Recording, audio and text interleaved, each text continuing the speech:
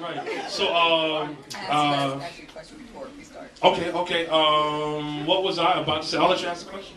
No, I just wanted to ask real quick, like, who can we expect on this album based on some of the songs that we're going to listen to? Do you have any special guests, special producers? I know, Dilla's done some stuff for you, like other people's done some stuff for you. Any special producers that we can expect?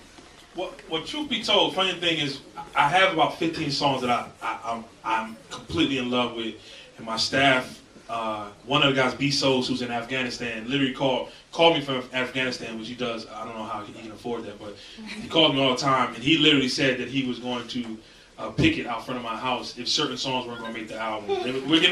But I have at least another month of recording. Okay.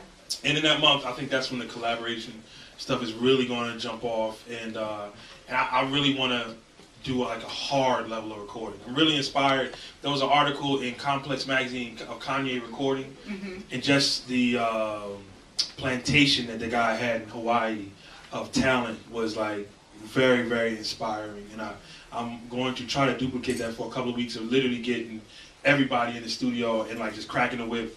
And try to see what we can get of a month. But we really probably are close to having the album done. Like if we just mixed it right now, I'll be satisfied with the 15. But let's make it difficult. Let's make it difficult to try to. 2 for 2, good. Aaron, one thing that I love about your music is that your writing is so easy to not only remember, but it's so visual. Like you always tell a story. You met this girl on the corner of 14th and Euclid. You know what I mean? And so everyone remembers Euclid and 14th and stuff like that. So tell us a little bit about that songwriting process. Funny enough, I really have not. I write all the time, and to me, I think it's about staying in shape. It's kind of like I'm either writing letters, or writing essays, or writing poems. Or I'm sorry, I got you. I never said yet. It's about to become real soon.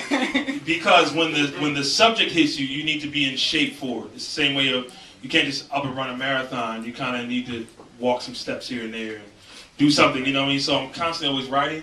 But truth be told, recording wise, I probably write a whole bunch. The phone is just full of ideas. But I don't really, not even sound like Jay-Z or Biggie. I don't really use a pen or pad anymore. I kind of just get in the booth, and Aaron will probably he came over for a couple of days, and some of the songs we're even gonna play for you were songs that we did sitting right there, and it just came. We sat in front of a mic for a couple of hours, and it puts together. But to me, I grew up doing theater first and foremost, and I believe that everything is about defining the character.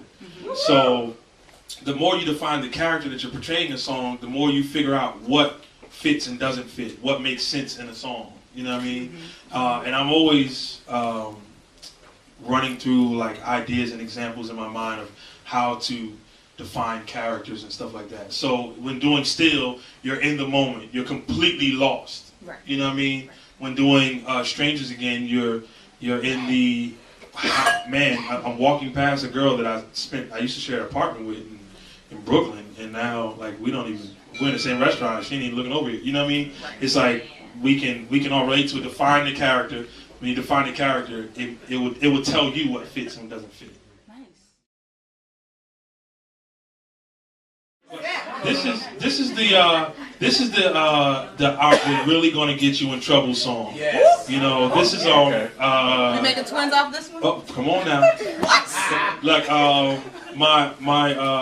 my good friend B Souls, who's one of the staff members of guys in Afghanistan, he always says he takes what I give him and uses it for evil. And this is one of those take what you give us and use for evil songs. This song is called I Couldn't Draw You Better. This song, I will say that my wife inspired this a great deal. This was written when she was very swollen, and I think like pregnancy, first of all, is like I commend all of you guys, like every woman in here who has or will be having, like it's really, really serious. And so it's really almost like, as much as you think of it like as the dope woman in the club with her jeans sagging, showing her thong, it really is more of like a woman 9 months pregnant about to bring a person into the world. That's picture perfect, That's like even though when I came upstairs, I was like, I wrote this about you. No, "Oh, you done? My feet hurt." You know what I'm saying? But it was like it was really written to